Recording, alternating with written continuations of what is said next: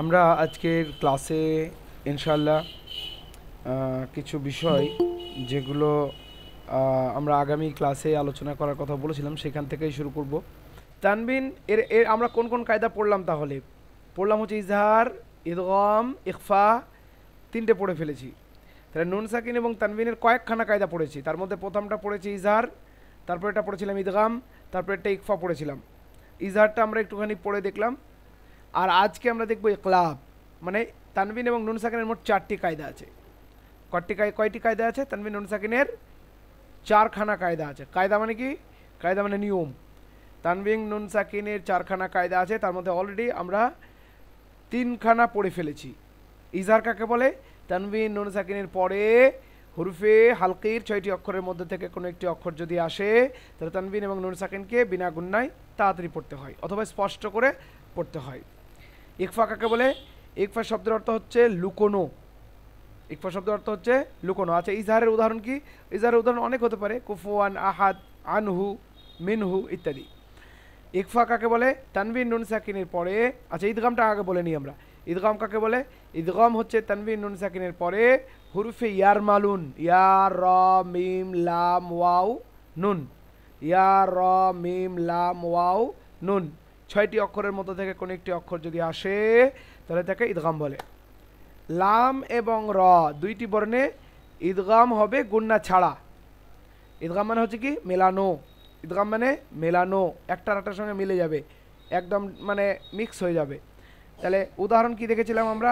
ঈদগামের উদাহরণ এখানে দেখুন, লাম এবং রয়ের মির রব্বিকা, নুনের উচ্চারণটা রয়ের সঙ্গে মিক্স হয়ে যাচ্ছে। মির রব্বিকা, এই যে প্রথম লাইন, এটা মির রব্বিকা গফুরর রহিমান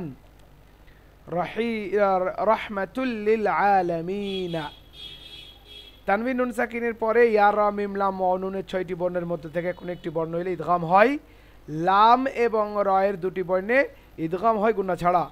আর ইয়া ওয়াও মিম নুনের 4টি বর্ণে ঈদগামের সঙ্গে গুন্না হয়। ঈদগাম হয়, গুন্নাও হয়। উদাহরণ কি? উদাহরণ এইখানে, উদাহরণ হচ্ছে এইখানে আমরা দেখেছিলাম হাবলুম মিম মাসাদ। তানবিনের পরে মিম এসেছে, লামের সঙ্গে মিম মিলে যাচ্ছে, লুম ঈদগাম, মেলানো। ঈদগাম মানে মেলানো, কিন্তু এখানে মিলবে হচ্ছে গুন্নার সঙ্গে, একালিপ গুন্না হবে। হাবলুম, হা বাজে আবার হাব, লাম মিম দু পেশ লুম, মিম মিম জের মিম, নুন বাদ গিয়ে মিম চলে যাচ্ছে, মানে নুনটা ওখানে সাইলেন্ট হয়ে যাচ্ছে, মিলে যাচ্ছে। মিম জবর মা, সিন জবর সা, দাল দোজের দিন, হাবলুম মিম মাসাদিন, ঈদগাম গেল। থাকলো ইকফা। ইকফাটা খুব সহজ, আমি বলেছিলাম দুইভাবে ইকফাকে মনে রাখা যায়। ইকফা হচ্ছে কি? তানবিন নুন সাকিনের পরে হুরুফে ইকফার 15টি অক্ষর, তা, সা, জিম, দাল, জাল, জা, সিন, শিন, সদ, জদ, ত, ভ, ফা, কফ, কাফ, এর মধ্যে থেকে এখন একটি বর্ণ যদি আসে তাহলে তানবিন এবং নুন সাকিনকে গুন্না সহ ইকফা করে পড়তে হবে। ইকফা মানে লুকোনো, ঈদগাম মানে মেলানো, ইজহার মানে স্পষ্ট করা। ইকফা মানে লুকোনো, নাকের মধ্যে আওয়াজটাকে লুকিয়ে ফেলতে হবে। উদাহরণ আমরা দেখেছিলাম কি? আউতামুদিরু, উদাহরণ কি দেখেছিলাম? এই যে এখানে আউতা, হামজা নুন জবর আনতা, জবতা আনতা না হয় আউতা, ঠিক আছে? হামজা খাড়া যাওয়ার আ, মিম নুন জবর মান, তাপেশ তু, আ মাউতু, একালিপ করে গুণনা হবে ইকফা সহকারে। ইকফাকে আরেকভাবে আমরা মনে করতে পারি, তানবিন এবং নুন সাকিনের পরে হুরুফে হালকি মানে হুরুফে ইজহার, হুরুফে ইদগাম আর ইকলাবের বা, মানে আলিফ এবং বা দুটো বাদ দিতে হবে। ইকলাবের বা, এইগুলো বাদ দিয়ে যা বর্ণ আসবে সবই হবে ইকফা। হ্যাঁ, সেই বর্ণগুলো কী কী? তা, সা, জিম, দাল, দাল, এটা আপনারা দেখে নেবেন। এবং সেদিন আমি বোর্ডে ভালো করে লিখে আপনাদের দিয়েছি, সেটা পেজে ভিডিওতে আপলোড হয়েছে, প্রয়োজনে পেছনের ক্লাসগুলো দেখে ফেলবেন। আজকে আমরা দেখব হচ্ছে ইকলাব। ইকলাব শব্দের অর্থ হচ্ছে পরিবর্তন করা। কলবুন থেকে ইকলাব, কলব মানে হচ্ছে পরিবর্তন করা। মানুষের হৃদয়কে কলব বলা হয়। মানুষের হৃদয়কে কি বলা হয়? কলব। কেন বলা হয়? কারণ মানুষের হৃদয় পরিবর্তনশীল, মানুষের হৃদয় পরিবর্তন হতে থাকে। কখনো খুবই হ্যাপি, খুশি লাগে, আর কখনো কখনো সামান্য বিষয়ে মন খিটখিটে হয়ে যায়। কখনো ইবাদত করতে প্রচুর এনার্জি আসে, হ্যাঁ, আর কখনো কখনো ইবাদতের মন বসে না। তো এই যে মন, এটা একদম পুরো ড্রপ হয় আবার আপ হয়, তো এইটা হচ্ছে মন। সে কারণে আল্লাহ মনের নাম দিয়েছেন কলব। আর মুমিনদের মন, ঈমান বেড়ে যায় কখনো কখনো, আল্লাহ বলছেন কোরআনে, ওয়াইদা তুলিয়াত আলাইহিম আয়াতুহু যাদাতুহুম ঈমানা। মুমিনদের সামনে মানে বিশ্বাসীদের সামনে যখন কোরআনের আয়াত, আল্লাহর আয়াত মানে পড়া হয়, মানে তার ব্যাখ্যা করা হয়, সেগুলো তেলাওয়াত করা হয়, সেগুলো নিয়ে বিচার বিশ্লেষণ করা হয়, তখন তাদের ঈমান বেড়ে যায়। ঠিক আছে, যখন আপনারা দেখবেন যে ইসলামী মজলিসে আপনি আছেন, ভালো কথা শুনছেন, তখন দেখবেন ঈমান একদম মাশাআল্লাহ। আবার যখন আপনি বাজারে যাচ্ছেন, ব্যবসায় আছেন, পড়াশোনায় আছেন, পরিবারের মধ্যে আছেন, তখন আপনার ঈমান ড্রপ হয়ে যাচ্ছে। তো এটা হচ্ছে সেই কারণে এটাকে কল্ব বলা হয়ে থাকে, কারণ কল্ব অন্তরের মধ্যে থাকে, ঈমান অন্তরের মধ্যে থাকে। যাই হোক, এবারে হ্যাঁ, তো এবারে দেখুন কলব, এখানে ইকলাব, ওই সঙ্গে এটার মিল নেই, কিন্তু ইকলাব শব্দটা ওখান থেকে নেওয়া হয়েছে। আমি এত কটা কথা বললাম ইকলাবটাকে বোঝানোর জন্য। ইকলাব মানে হচ্ছে পরিবর্তন করা। পরিবর্তন কি হবে? তানবিন নুন সাকিনের পরে একটি বর্ণ ইকলাবের, সেটা হচ্ছে বা। তানবিন নুন সাকিনের পরে যদি বা আসে, তাহলে নুনের উচ্চারণটা মিম দ্বারা পরিবর্তন হয়ে যাবে। কি বললাম? তানবিন নুন সাকিনের পরে যদি বা আসে, তাহলে নুনের উচ্চারণটি মিম দ্বারা পরিবর্তন হয়ে যাবে, ওইটাকে বলা হয় ইকলাব। এই যে পরিবর্তন হয়ে যাচ্ছে, সে কারণে এটাকে ইকলাব বলা হয়। কিভাবে পড়বো আমরা দেখে ফেলি খুবই তাড়াতাড়ি করে। মিম নুন জের মিন, বা আইন জাবার বা, দাল জের দি। মিন বাদি হওয়া উচিত ছিল, কিন্তু দেখুন ছোট্ট একটা মিম লেখা আছে, ওখানে লেখা নাও থাকতে পারে। এটা আমাদের বোঝানোর জন্য লেখা আছে। কোরআনে অনেক জায়গায় আপনি লেখা থাকতেও পারে, আবার নাও থাকতে পারে। কায়দা আজকে শিখে গেলেন, মাথার মধ্যে ভরে নিন, ইনশাআল্লাহ সারা জীবন কাজে লাগবে। মিমের নুন সাকিনের পরে যদি বা আসে, তাহলে নুনের উচ্চারণটা মিম দ্বারা পরিবর্তন হয়ে যায়। তাহলে মিন না বলে আমরা কি বলবো? মিম, এক আলিফ গুণনা হবে, মিম বাদি। বোঝা গেল? কিসের উচ্চারণ পরিবর্তন হবে? নুনের উচ্চারণ পরিবর্তন হবে, তানবিনের উচ্চারণ পরিবর্তন হবে। তাহলে কি বললাম আমি? তানবিন নুন সাকিনের পরে যদি বা আসে, তাহলে তানবিন এবং নুন সাকিনের উচ্চারণটি মিম দ্বারা পরিবর্তন হয়ে এক আলিফ গুন্না সহ ইকলাব হবে। কায়দাটা কি হলো? তানবিন নুন সাকিনের পরে যদি ইকলাবের একটি বর্ণ বা, ইকলাবের বায়ের মধ্যে বা, ইকলাবের বা যদি আসে, ইকলাবের বায়ের মধ্য তো না, একটাই বা, তাহলে ইকলাবের বা যদি আসে, তাহলে তানবিন এবং নুন সাকিনের উচ্চারণটি বা দ্বারা মিম দ্বারা পরিবর্তন হয়ে যায় এবং এক আলিফ গুন্না সহ ইকলাব করে পড়তে হয়। যেমন মিম নুন জের মিন, বা আইন জাবার বা, দাল জের দি, মিম বাদি, মিম বাদি হলো। পরেরটি দেখুন, খ জাবার খ, বা ইয়া জের বি, খবি, র আলিফ মিম দো জাবার রম, খবি রম। রন হওয়া উচিত ছিল, র দু জাবার রন, কিন্তু রন না হয়ে একটা ছোট্ট মিম লেখা আছে, দেখেন হবি রন, এরকম না হয়ে রম, কারণ কি? বা এসেছে। তাহলে এখানে কি পড়বো আমরা? হবি রম, বা জবর বা, সরিয়ে যে সি, র আলিফ দু জাবার রন, হবি রম বাসীরন। ঠিক আছে, কি বলছো? তারপরে দেখুন, হা জাবার হা, দালিয়া জেদ দি, হাদি, সাদো যে সিন, হাদিসিন, সিন হবে। তারপরে কি আছে? বা আইন জাবার বা, বা যেমনই মেলাবেন, বা আইন জাবার বা, দাল পেশ দাল, দাল জাবার দা, হা উল্টো পেশ হু, হাদিসিম বাদাহু, হাদিসিম বাদাহু। হযরত ঈসা আলাইহিস সালাতু ওয়াস সালাম, আল্লাহ রাব্বুল আলামিন হযরত ঈসাকে অনেকগুলো মুজিজা দিয়েছিলেন। একটা গুরুত্বপূর্ণ মুজিজা, মুজিজা মানে মিরাকলস, বিশেষ শক্তি কি ছিল? কে বলতে পারবেন? কে বলতে পারবেন? কি বললেন? আল্লাহ রাব্বুল আলামিন ঈসা আলাইহিস সালাতু ওয়াস সালামকে অনেকগুলো মিরাকলস দিয়েছিলেন, বিশেষ অনুগ্রহ দিয়েছিলেন। তার মধ্যে অন্যতম গুরুত্বপূর্ণ কি ছিল? মৃতকে জীবিত করা। হ্যাঁ, গুড।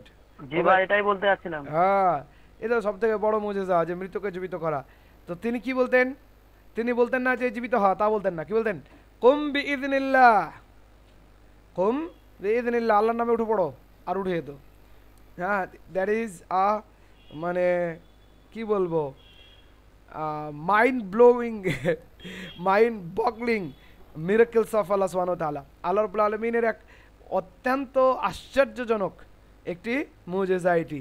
যে তিনি আল্লাহর নাম দিয়ে বলতেন ওঠো, মৃতকে আর উঠে পড়তো। তাহলে ওইখানে কুম বিইذনিল্লাহ আসলে আছে কুন, ঠিক আছে, কাফ নুন পেশ কুন আছে, তারপরে বিইذনিল্লাহ আছে, কিন্তু ওখানে নুনের পরে বা আসার কারণে ওখানে কুম হয়ে যাচ্ছে, কুম, ঠিক আছে, কুম বিইذনিল্লাহ, এটা মনে রাখবেন, তাহলে গল্পটা মনে থাকবে ইনশাআল্লাহ, আর এই কায়দাটা মনে থাকবে। কুম বিইذনিল্লাহ, উঠে পড়ো আল্লাহর নামে, আর সেই মৃত ব্যক্তি উঠে পড়তো। তাহলে এটা ইকলাবের উদাহরণ। ঠিক আছে, ওয়াদ যাব ওয়া, লাম খাড়া যাব লা, ওয়ালা, লাম দো জের লিন, যালালিন, বা যাবার বা আইনি আছে ই বা ই, দাল দো জের দিন, যালালিম বাঈদিন, যালালিম বাঈদিন। চলুন সংজ্ঞাটা শুনবো, আর আপনাদের কাছে পড়াটা একটুখানি বুঝতে পেরেছেন কিনা শুনে নেব। প্রথম নাম্বার হচ্ছে সংজ্ঞা শোনান আজনবী ভাই, ইকলাবের সংজ্ঞাটা শোনান। তানবিন বা নুন সাকিনের পরে যদি ইকলাবের বা আছে তাহলে নুন সাকিনকে পরিবর্তন করে মিম দ্বারা, মিম, মিম নুন দ্বারা সাকিনকে পরিবর্তন, মিম দ্বারা পরিবর্তন করে পড়তে হয়। হ্যাঁ, নুন সাকিন এবং তানবিনকে মিম দ্বারা পরিবর্তন করে এক আলিফ গুন্না সহ ইকলাব করে এক পড়তে হবে। আলিফ গুণা করতে হয়। জি। একে ইকলাব বলে, হ্যাঁ ঠিক আছে, গুড, মাশাআল্লাহ, অলমোস্ট। বাদিউজ্জামান ভাই, আপনি আপনি শুনতে পাচ্ছেন? তাহলে নেক্সট ফরিদা ম্যাম, পরে যুক্ত হলেন নাকি আপনি? ফরিদা ম্যাম চলুন, ইকলাব কাকে বলে?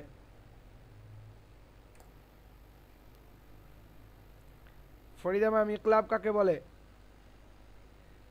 ওকে, ফজলে মনির সাহেব, ইকলাব কাকে বলে? ভুল ভাল যা হবে বলার চেষ্টা করুন, বুঝলেন, ইনশাআল্লাহ সমস্যা নেই। ফজলে মনির সাহেব, ইকলাব চেষ্টা করা যাক। এই এই চার এই এই এই চারটি যদি অক্ষর থাকে তার তারপর কি করতে হবে? আচ্ছা, তানবিন নুন সাকিনের পরে বা এলে, তানবিন নুন সাকিনের পরে ইকলাবের বা এলে মিম দ্বারা পরিবর্তন করে পড়তে হবে, একে ইকলাব বলে। That's it. আচ্ছা আচ্ছা আচ্ছা জি, আচ্ছা আচ্ছা। তানবিন নুন সাকিনের পরে যদি বা আসে, তানবিন নুন সাকিনের পরে যদি বা আসে, এই দেখুন তানবিন কাকে বলে? দো জাবার, দোজের, আর দুপেশ। দো পেশ, তানবিন হয়ে গেল। আর নুন সাকিন, এই যে এরকম নুন সাকিন, এর পরের বর্ণ, এর পরের বর্ণে যদি কি আসে? বা আসে, বা, বা আসে, তাহলে এই বাটাকে আমি কি করব? বায়ের উচ্চারণটি থাকবে না, বায়ের পরিবর্তে মিমের উচ্চারণটি থেকে হয়ে যাবে, ঠিক আছে? না সরি, বায়ের উচ্চারণ বলছি, নুনের উচ্চারণটি থাকবে না, নুনের উচ্চারণটি মিম দ্বারা পরিবর্তন হয়ে যাবে। উদাহরণ কি? উদাহরণ হয়ে যায়, এখানে আমরা দেখছিলাম অনেক কটা উদাহরণ, তার মধ্যে আরেকটা উদাহরণ দেখি আমরা। কুম বিইذনিল্লাহ, আচ্ছা মান বাখিলা দেখি, সহজ এটা, মান বাখিলা, মিম নুন জাবার কি? মিম নুন জাবার লেখা এখনো শো হয়নি আপনাদের কাছে, নেটটা একটু স্লো চলছে মনে হচ্ছে। কি ব্যাপার, একটুখানি হঠাৎ করে নেটের সমস্যা হচ্ছে। তো যাই হোক, আমরা কি পড়ছিলাম? মান, উদাহরণ কি দিচ্ছিলাম? ফজলে মুনির সাহেব, তানবিন এবং নুন সাকিনের পরে যদি কি আসে? বা আসে, তাহলে এখানে দেখুন, বা আছে। হ্যাঁ নুন, এখানে নুন আছে, নুন সাকিন আছে, তারপরে আমরা কি আমরা এখানে লিখছি বা, তাহলে এটা মান বা না হয়ে উচ্চারণ কি হবে? মাম, মাম বা। মামবা। এখানে একটা ছোট্ট মিম থাকবে, নাও থাকতে পারে, ঠিক আছে? তাহলে নুনের উচ্চারণটা কি হয়ে যাবে? মিমে পরিবর্তন হয়ে যাবে, তাহলে মাম বা। এটা নুন সাকিনের ক্ষেত্রেই নয়, তানবিনের ক্ষেত্রেও হতে পারে এটা, হ্যাঁ তানবিনের ক্ষেত্রেও হবে হবে তাহলে নুন সাকিন এবং তানবিন উভয়ের ক্ষেত্রেই কিন্তু একই নিয়ম প্রযোজ্য হবে। তাহলে এখানে কি দেখছিলাম ভাই আমরা? আরেকটা উদাহরণ দিয়ে বোঝান না। উদাহরণ, এইটা উদাহরণ তো অনেকগুলো এখানে দেখছেন আপনারা, তাহলে মিম বা আদিটা দেখুন আবার, মিম বা আদি দেখুন আরেকবার, মিম নুন জের মিন, মিম নুন জের মিন, ঠিক আছে? দাঁড়ান একটুখানি ওকে ভাই, দেখতে, শুনতে পাচ্ছেন আপনারা ঠিকঠাক কথা? হ্যাঁ ভাই শুনতে পাচ্ছি। হ্যাঁ শুনতে পাচ্ছি। ওকে ওকে ওকে ওকে, দেখুন মিম নুন জের মিন, ঠিক আছে, মিম নুন জের মিন হলো। তারপরে বা আইন জবর বা দাল জের দি, বাদি বা তাই তো? দি, হ্যাঁ। তাহলে এখানে মিন মিন করতে হবে। হ্যাঁ, মিনের উচ্চারণটা কি হবে এখানে? মিন, ওটা নুনটাকে মিন করে পড়তে হবে, মিম মিন। করে পড়তে হবে। আসলে মিন বাদি না হয়ে কেমন আছে আমি বলে দিচ্ছি আপনাকে, এখানে এরকম আছে, মিম বাদি এরকম আছে, মানে লেখা থাকবে 80, পড়তে হবে 80। মিম পড়তে হবে হ্যাঁ। মিম। আচ্ছা আচ্ছা, মানে যদি আমাকে এইভাবে পড়তে হয় তাহলে এইটা লেখার কারণটা কি? এটা লেখার কারণ হচ্ছে এটা কায়দা আছে, মানে গ্রামাটিক্যাল কিছু বিষয় আছে, ঠিক আছে। আপনার কি বলে সৌন্দর্যের একটা ব্যাপার আছে। দ্বিতীয় নম্বর হচ্ছে যে যদি সরাসরি মিম হয়, এরকম মিম মিমসের মিম হয়, তাহলে এর মানের সঙ্গে এই মিম নুনসের মিন এই মানেটার মানে হবে না, ঠিক আছে, মানে মানের পার্থক্য হয়ে যাবে। সেই কারণে যেমন আমরা যদি এখন বলি যে কেন আমরা ফুটুরেকে ফিউচার বলছি, সরাসরি ফিউচার লিখব FUCHER ফিউচার, এরকম হওয়া উচিত ছিল, কেন ফুটুরে, ঠিক আছে। তো এটা আমরা কি বলবো, এটা আমরা বলবো যে যারা ল্যাঙ্গুয়েজ নিয়ে যারা করছেন তারা জানেন, আহলে জাবান যাদেরকে বলা হয়, যারা সেই ভাষার লোক, তারাও জানেন না যে আসলে এটা কেন, এটা একটা চলছে একটা নিয়ম, হ্যাঁ ওইভাবেই হবে।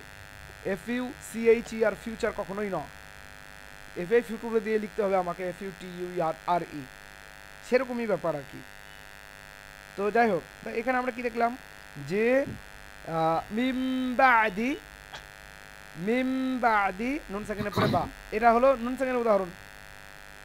আমরা যদি তানবিনের উদাহরণ নেই একটা, তাহলে তানবিনের উদাহরণটা আমরা দেখে ফেলি কিভাবে তানবিনের উদাহরণ। রাজিম জাবার রাজ, আইন দো পেশ উন, রাজ উন, তাই তো নাকি? রাজিম জাবার রাজ, আইন দো পেশ উন, উচ্চারণ কি হবে? উচ্চারণ কি হবে? রাজিম জাবার রাজ, রাজিউন, রাজি কি করে হয়? রাজ রাজউন, রাজউন, উন, রাজউন। উন। এবারে যদি বা আসে তাহলে এখানে রাজউন না হয়ে উচ্চারণটা কি হবে? রাজউম, কি উচ্চারণ হবে? উন নয়, আইন মিম পেশ হয়ে যাবে, হ্যাঁ মিমের উচ্চারণ আসবে এখানে, ঠিক আছে। রাজিউম, রাজউম রাজউম্বা, বাঈদ, হ্যাঁ রাজউম বাঈদ, এটা হচ্ছে ব্যাপার, ঠিক আছে। তাহলে আমরা ফজলে মনি সাহেব সালাম, খাদিজা ম্যাম আপনি একলাবের সংজ্ঞাটা দিন, একলাবের সংজ্ঞা, এক লাইনের সংজ্ঞা চেষ্টা করুন। তানবিন নুন সাকিন দিয়ে শুরু করুন, তানবিন নুন সাকিনের পরে। মুস্তফা ভাই একলাব, হ্যাঁ খাদিজা ম্যাম বলুন বলুন বলুন। তানবিন নুন সাকিনের বামে যদি বা বা থাকে তখন নুনের উচ্চারণটি বা দ্বারা পরিবর্তন করে পড়তে হয়। নুনের না নুনের উচ্চারণটি উচ্চারণটা মিম দ্বারা পড়তে হবে। নুনের উচ্চারণটি মিম দ্বারা পরিবর্তন করে পড়তে হয়। নুনের উচ্চারণটি মিম দ্বারা পরিবর্তন হতে হয়। পরিবর্তন করে এক আলিফ গুন্না সহ, গুন্না ওটাও বলতে হবে, এক আলিফ গুন্না সহ পড়তে হয়। ওটাকে কি বলা হয়? ইকলাব। কারণ কি ইকলাব বলা হয়? কারণ পরিবর্তন হয়ে যায় তাই। মুস্তফা ভাই বলুন ইকলাব কাকে বলে? ইকলাব মানে পরিবর্তন হওয়া, আর তানবিন বা নুন সাকিনের পর বা থাকলে বা এলে তাকে নুন সাকিনকে মিম দ্বারা পরিবর্তন করে এক আলিফ গুন্না সহকারে পড়তে হয়। গুড। এটাকে কি বলে? এটাকে ইকলাব বলি। ইকলাব বলে। গুড, মাশাআল্লাহ। সুইটি ম্যাম বলুন তারপরে উদাহরণ একটা দিয়ে দেন। মিম বাদি, যেমন মিম বাদি, উদাহরণ মনে রাখবেন, উদাহরণ মনে না রাখলে ভুলে যাবেন আবার। মিম বাদি। সুইটি ম্যাম বলুন ইকলাব কাকে বলে? তানবিন বা নুন সাকিনের পরে যদি ইকলাবের বা আসে তবে নুন সাকিনের নুনের উচ্চারণটি মিম দ্বারা পরিবর্তন করে এক আলিফ গুন্না সহ পড়তে হয়। করে মাশাআল্লাহ, পড়তে হয়। গুড, একদম পারফেক্ট, ঠিক আছে। ওকে, তারপরে আছে কে আমাদের? জুবাইর ভাই, ইকলাব কাকে বলে?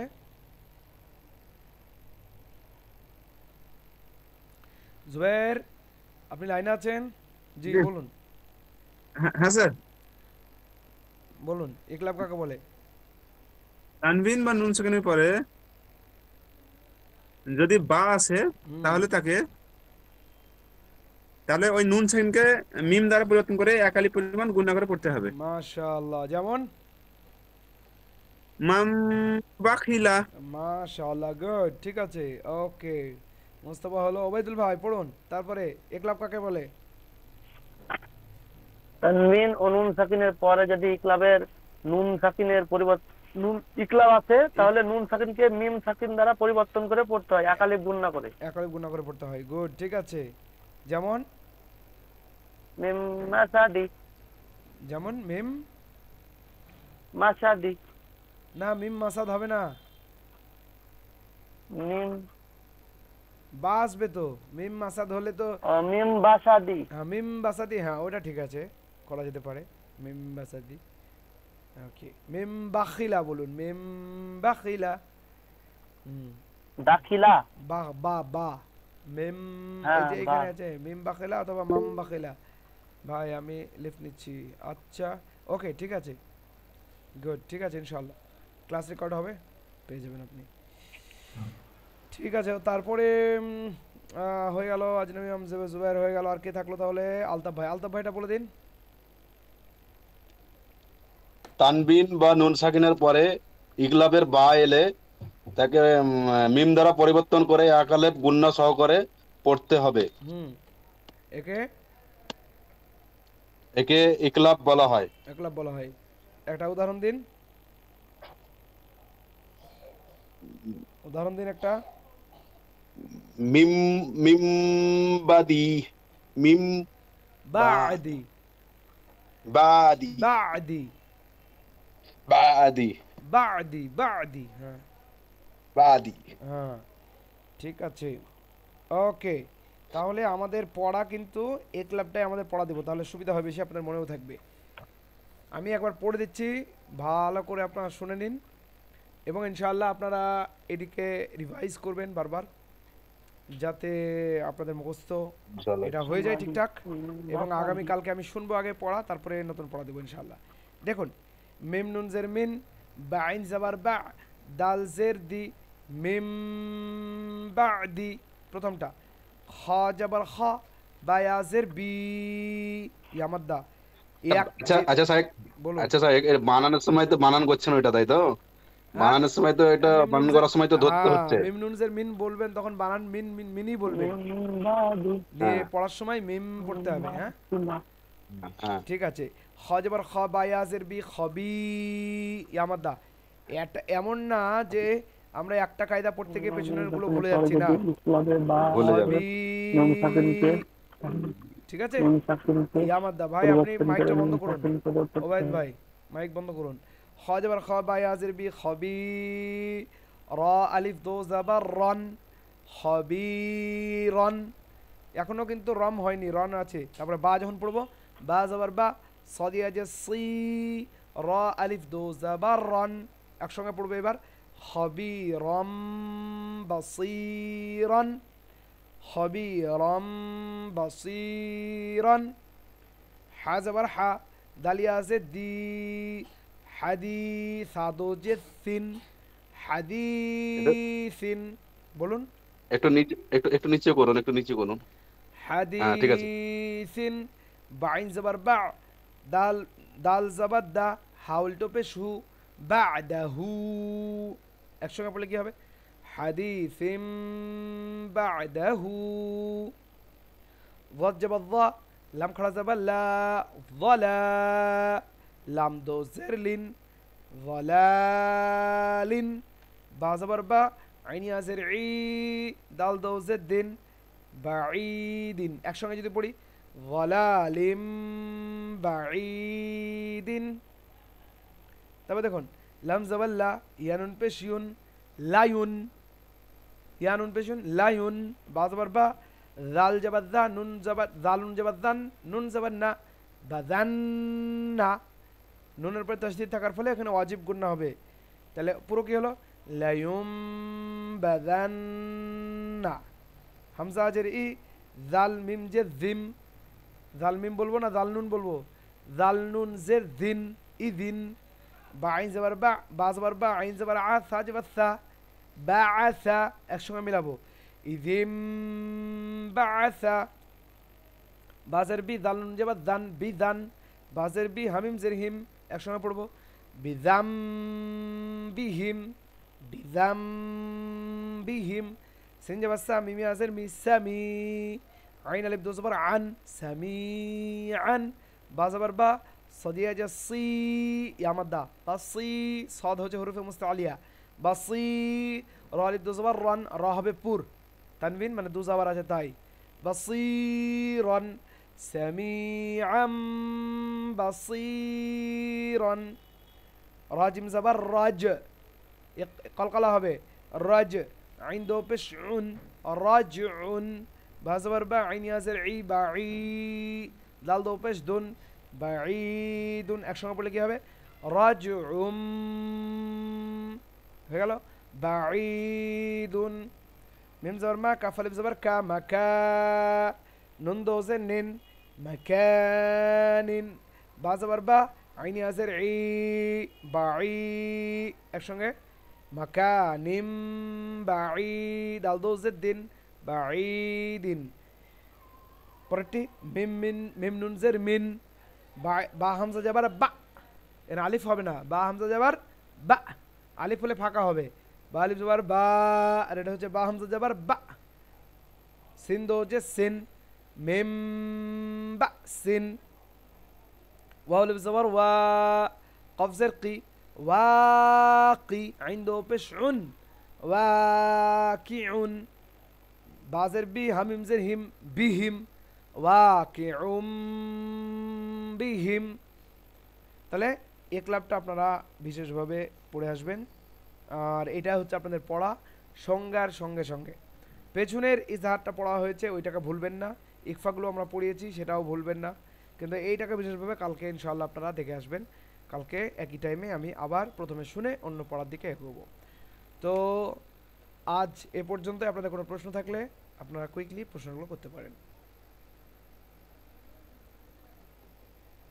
কারো কোনো প্রশ্ন আছে?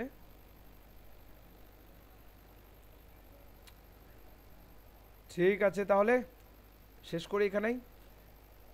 আসসালামু আলাইকুম রহমতুল্লাহি ওয়া বারাকাতুহু। ওয়ালাইকুম আসসালাম ওয়া রাহমাতুল্লাহ, জাযাকাল্লাহু খাইরান ভাই। জি বলুন ম্যাম, হ্যাঁ কি বলছিলেন আপনি?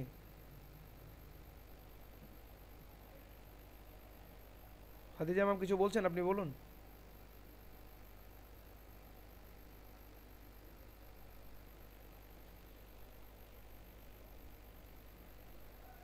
আমার এই টাইমে টিউশন আছে, এই কারণে ভালো করে খেয়াল করতে পারি না পড়া, হঠাৎ জিজ্ঞেস করলেও পারি না। আচ্ছা আচ্ছা আচ্ছা, রেকর্ডেড ক্লাসগুলো একটুখানি তাহলে একটু দেখে নেবেন ম্যাম। রেকর্ডেড যে ক্লাসগুলো আমরা আপলোড দিচ্ছি, রেকর্ডেড ক্লাসগুলো একটু দেখে নেবেন, তাহলে সেক্ষেত্রে ইনশাআল্লাহ যে সমস্যাটি হচ্ছে সেই সমস্যাটি অনেকটা আপনি সলভ